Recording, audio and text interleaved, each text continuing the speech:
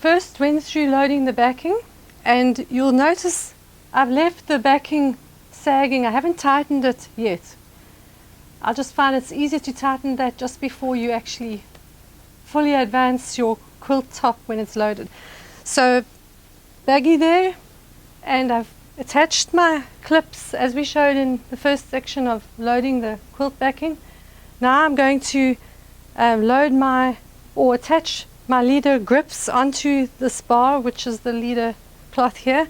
You'll see I've got my bars ready. I made sure beforehand that they're going to go right across the edges of the quilt from left to right. Start in the middle.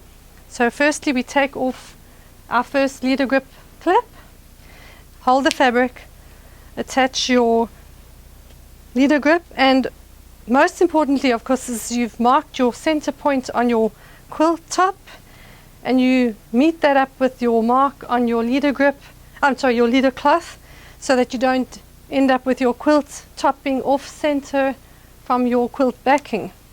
And while I'm doing this, I wanted to just add a note about your quilt backing. You'll notice you can see a seam there, and I also like to make sure that my backing is really 100% accurate.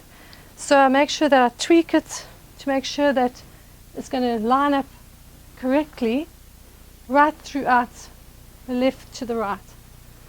So that when we roll this up tighter, we don't have an uneven quilt backing. So that you must make sure of. Okay, and then we finish loading our little leader grips onto the fabric, ensuring that your fabric is accurate and it's not, you don't want your fabric to come up there. It must be showing a little at the bottom. Okay, and once that is done, I will start to advance the quilt to make sure that your ratchet is closed. You'll hear the clicking. That makes you know you are winding it up correctly. Okay, so there's the start of the winding up of the quilt top, and at the same time I like to just make sure there's no creases that are going to be rolled up. While you're rolling up, make sure your seam is accurate as possible so that you don't end up with a skew quilt. Tweaking it, moving from left to right at all times. Never be shy to tweak your quilt. It's very important. So at this stage I'm making sure my seams are going to line up as accurately as possible. Notice here, if you see a little bit of pull there, it means your quilt's hanging on the back bar. It just needs to be tweaked a little. Right, and keep rolling and keep tweaking until the whole quilt top is rolled up. Then we will tighten the quilt backing.